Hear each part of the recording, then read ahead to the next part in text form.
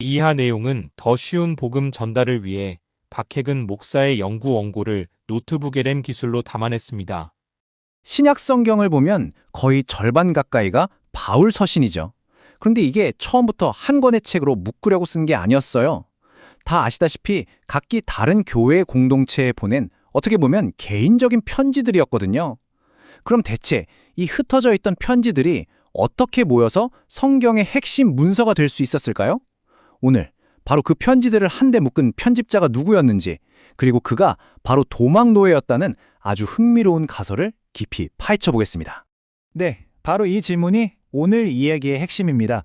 사도 바울이 특정 교회의 문제를 해결해 주기 위해 보낸 아주 개인적이고 목회적인 편지들이었잖아요. 그게 어떻게 시간을 뛰어넘어서 모든 교회의 공식적인 경전, 즉 지금 우리가 보는 성경이 되었을까요?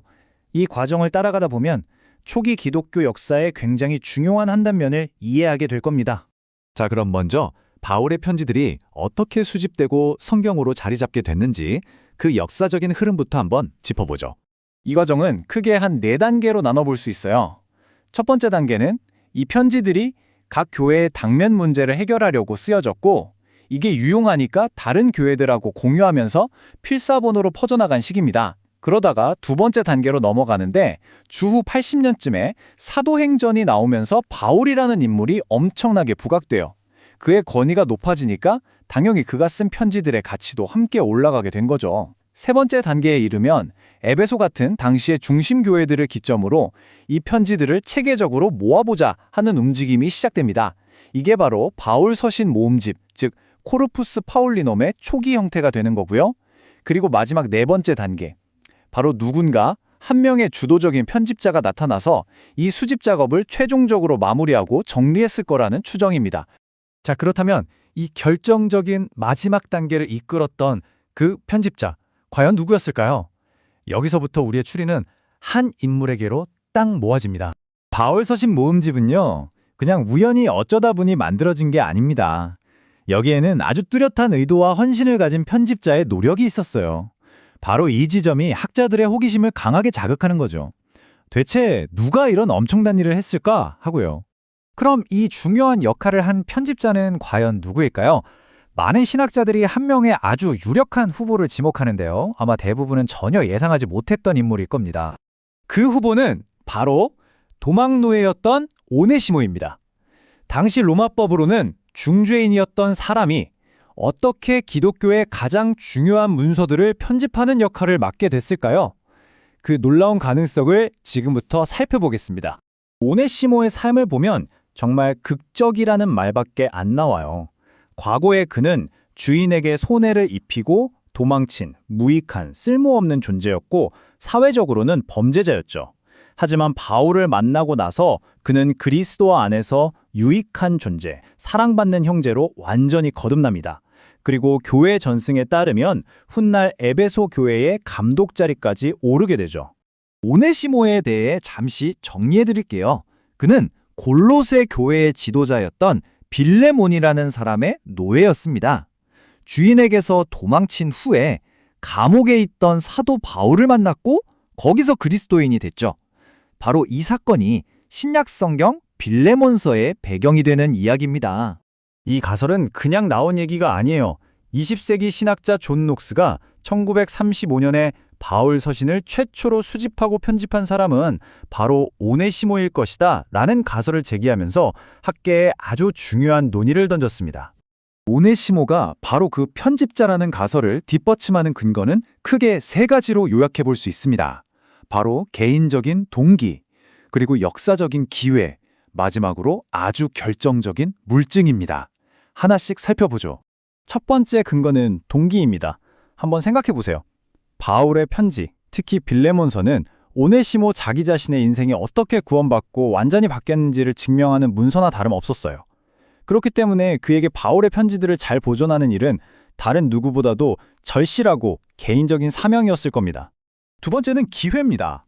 초기 교회의 전승에 따르면 오네시모는 훗날 에베소 교회의 감독이 되었다고 말씀드렸죠?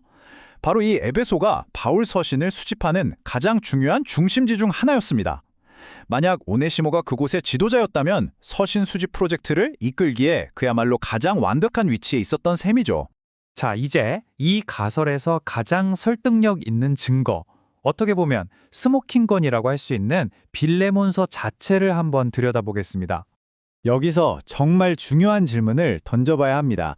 빌레몬이라는 한 사람에게 보낸 용서와 화해를 요청하는 이 지극히 사적인 편지가 대체 어떻게 모든 교회를 위한 공적인 문서인 성경에 포함될 수 있었을까요? 좀 이상하지 않나요? 이 질문에 대한 가장 유력한 답변이 바로 이겁니다. 편집자였던 오네시모가 자신의 구원과 변화 이야기가 담긴 이 편지를 의도적으로 포함시켰다는 거죠. 다시 말해 빌레몬서는 이 바울 서신 모음집의 편집자가 바로 나 오네시모다 라고 밝히는 일종의 서명과도 같다는 겁니다.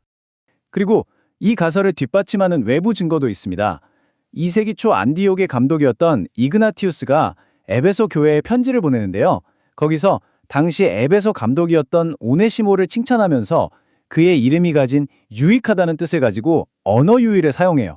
근데 이게 바울이 빌레몬서에서 썼던 표현과 정확히 일치합니다. 이건 에베소의 감독 오네시모와 빌레몬서의 그 오네시모가 동일 인물의 가능성을 아주 강하게 보여주는 대목이죠. 자, 지금까지의 논의를 종합하면서 이 이야기가 오늘 우리에게 어떤 의미를 주는지 한번 정리해 보겠습니다. 참, 역사의 흐름이라는 게 정말 의미심장하지 않습니까? 사회적으로 무익하다, 쓸모없다고 여겨졌던 한 도망 노예가 훗날 인류의 가장 소중한 보물 중 하나인 말씀을 지키고 전하는 가장 유익한 수호자가 되었다는 것, 정말 놀라운 반전이죠? 그래서 우리가 오늘날 읽는 바울 서신은 단순히 바울 한 사람의 천재적인 저작물이 아닙니다. 여기에는 바울의 깊은 신학적 통찰과 자신의 삶으로 그 가치를 증명해낸 오네시모의 헌신, 그리고 이 모든 과정을 이끌었던 보이지 않는 손길, 하나님의 섭리가 함께 어우러진 결과물이라고 할 수 있습니다. 어쩌면 역사 속에 그냥 잊힐 뻔했던 한 노예가 성경의 일부를 보존했다는 이 이야기는 오늘 우리가 성경을 어떻게 대해야 하는지 다시 한번 생각하게 합니다. 복음이라는 것은 단순히 한 사람의 인생을 바꾸는 데서 그치는 게 아니라 바로 그 변화된 한 사람을 통해서 역사를 만들어간다는 사실, 오네시모의 이야기가 우리에게 바로 그 점을 분명하게 보여주고 있습니다. 공감하셨다면 좋아요와 구독 부탁드려요. 댓글로 여러분의 이야기도 나눠주세요. 다음 영상에서 또 만나 뵙겠습니다.